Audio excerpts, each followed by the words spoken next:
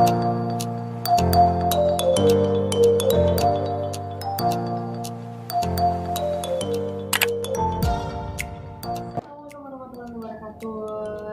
teman-teman yang sedang menonton video ini, semoga dalam keadaan sehat, semoga dalam keadaan mood yang bagus, gak julid, dan juga semoga rezekinya lancar terus dan karirnya tetap bagus, amin.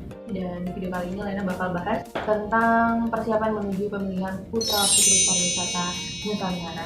Cerita sedikit bahwa di 2012 Lena memulai ajang pertama Lena, yaitu Duta Wisata di tingkat kabupaten, dan berakhir di tingkat provinsi sebagai runner up. Di tahun berikutnya Lena kembali mengikuti ajang pemilihan Putri Pariwisata Indonesia atau Miss Tourism Indonesia wakil Provinsi Aceh.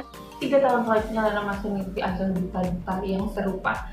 Yang mau Lena katakan di sini adalah persiapannya hanya 1, hanya 2, hanya 3. Nanti yang Lena jelaskan. Tapi yang membedakan ajang A sama ajang B ini cuma kontennya aja. Tema tentang persiapan kita itu sama.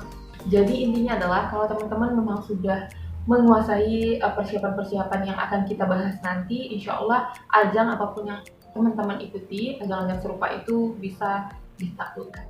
Pemilihan Putra Putri Pariwisata Nusantara itu sebenarnya di tahun 2019 itu diadakan oleh Eljon Indonesia, ya, sebuah yayasan yang mensupport kegiatan pemerintah khususnya di bidang pariwisata di bawah pimpinan Bapak Joni Sugiharto.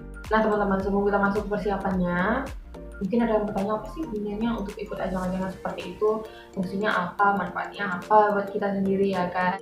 Oke, garis besarnya ada beberapa hal keuntungan yang bisa kita dapatkan. Yang pertama, prestasi sudah pasti.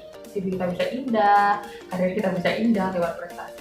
Yang kedua, relasi. Nah, kita nggak hanya terhubung dengan teman-teman seangkatan kita, seumuran kita, tapi memang kita teman-teman diskusinya itu agak meningkat sedikit. Boleh itu di masyarakat, boleh itu di pemerintah. Jadi kita nggak hanya bertemu terus kita senyum enggak, tapi kita memang dituntut untuk bisa berpikir, mengembangkan ide, menciptakan ide, berkontribusi, dan turun langsung ke masyarakat. Kita bisa mengenal fakta, kita bisa mengenal permasalahan, kita bisa mengenal solusi, dan lain sebagainya. Jadi nggak heran ya kalau misalnya banyak senior, banyak alumni-alumni itu yang sudah menciptakan karya sendiri. Kalau banyak kita dengar desas-desus dari masyarakat, mereka nyinyir, masyarakat yang nggak tahu ya tentang fungsi dan tugas dari ambasador atau seorang duta itu, ya tepiskan aja, karena memang kita sedang menggandeng pemerintah untuk mengembangkan daerah kita, tentunya mengembangkan diri kita sendiri dari seringnya kita bergabung dengan mereka, seperti itu. Oke, kita langsung masuk ke persiapan-persiapan yang paling utama. Jadi kan kalau misalnya teman-teman baca kriteria dari peserta yang bisa masuk ke ajang itu, mungkin ada 10 poin bahkan lebih gitu kan, tinggi badan, bisa membaca Al-Quran, mempunyai wawasan yang bagus, dan segala macam. Tapi itu Lena singkat aja menjadi 5 persiapan. Yang pertama adalah tentunya public speaking. Teman-teman tahu nggak betapa pentingnya public speaking itu bukan hanya di ajang-ajang yang seperti ini, tetapi juga di semua bidang. Mau jadi wirausahawan harus bisa mempresentasikan ide, marketer yang profesional harus seperti itu. Intinya rata-rata hampir 95% profesi dan ambisi manusia di dunia ini kalau public speakingnya jelek mungkin akan terhambat. Memang sangat dianjurkan untuk kita memiliki public speaking yang bagus. Nah, gimana cara meningkatkannya? Sering bicara dengan orang banyak secara tata bahasa yang baik dan benar. Ngobrol itu gampang, tapi ngobrol yang tertata dan teratur itu susah. Mulailah dari sekarang untuk menggunakan bahasa yang baik. Nah, dari situ tingkat kepercayaan diri kita meningkat, dan insya Allah public speaking kita juga perlahan akan mengikuti. Yang kedua adalah kemampuan berbahasa Inggris. Mau tidak mau, suka tidak suka, kita tinggal di Indonesia sebagai negara yang menganut bahasa Inggris sebagai foreign language. Tanpa bahasa Inggris, kita memang sulit berkomunikasi dengan orang-orang luar. Apalagi berbicara tentang pemilihan Putra-Putri Pariwisata Nusantara. Ya, otomatis pariwisata itu tidak asing, tidak bukan. Kita mau berbicara tentang dunia luar negeri maksudnya. Jadi kita memang dituntut untuk bisa berbahasa Inggris. Tepatnya fokusnya di berbicara.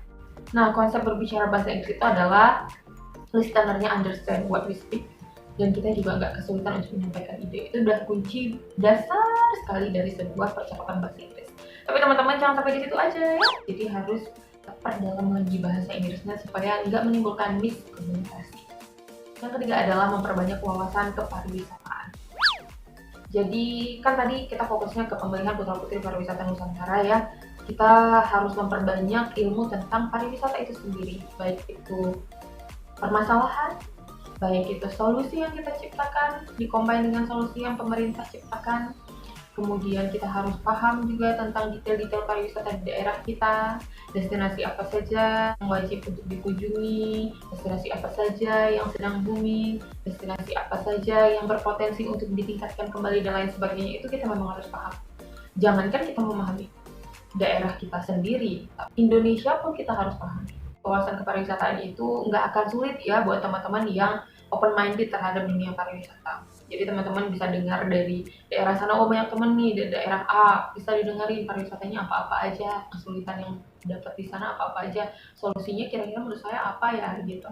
Jadi dengan banyaknya sharing dengan teman-teman di luar daerah kita juga nggak perlu baca banyak-banyak secara detail ya. Dengan mendengarkan info dari dia aja insya Allah sudah cukup, walau bahkan kita memang harus tetap belajar melalui referensi-referensi yang tadi. Yang keempat adalah kepribadian. Karena sepintar apapun seseorang itu, secerdas apapun dia, secantik apapun dia, seganteng apapun dia, kalau dia nggak punya manner, nggak punya kepribadian yang bagus, nilainya juga akan turun. Jadi kepribadian yang bagus di sini seperti apa sih? Kita sebagai generasi muda tahu menempatkan diri, mempunyai akhlak yang bagus, mempunyai tutur bahasa yang bagus, cara berbicara yang bagus, cara duduk yang bagus, cara berdiri yang bagus, pokoknya serba sopan gitu loh. Nah, garis besarnya untuk mempersiapkan kepribadian yang bagus itu enggak sehari dua hari ya, karena seorang psikolog itu langsung bisa melihat apakah orang ini mempunyai kepribadian yang benar-benar bagus atau hanya topeng saja. Jadi bisa dimulai dari sehari-hari, bisa dimulai dengan cara kita berbicara dengan orang tua itu seperti apa, dengan orang yang lebih tua itu seperti apa, dengan adik, dengan saudara itu seperti apa, terus kita ngobrol dengan orang-orang di kantor, di komunitas, di kampus itu seperti apa, body language kita, cara duduk kita, cara memandang kita, itu semuanya bisa dilatih. Oke, yang terakhir adalah fisik. Nggak dipungkiri persyaratan pertama, kedua, ketiga bisa jadi beda-beda ya, setiap daerah pasti mementingkan fisik. Katakan di sini memiliki tinggi sekian, jadi udah diatur. Banyak juga peserta yang memang dia fisiknya mungkin katakan tingginya tidak sampai dari kualifikasi yang diminta, tapi dia mempunyai kepribadian yang sangat bagus. Jadi dia memiliki kepribadian yang sangat bagus, bahasa Inggris yang sangat bagus, wawasan yang luar biasa mantap, dan itu bisa menutup kelemahan dirinya di bidang fisik dalam hal ini.